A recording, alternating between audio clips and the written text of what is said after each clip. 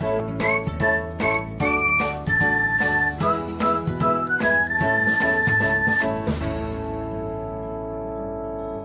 everyone, welcome back to another episode of Technologyglance. Today, in this video, I am going to guide you through how you can turn on data saving mode on Discord.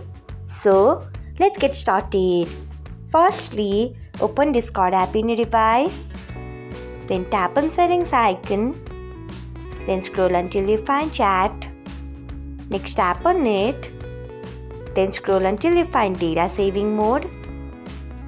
Next turn on it by tapping on it.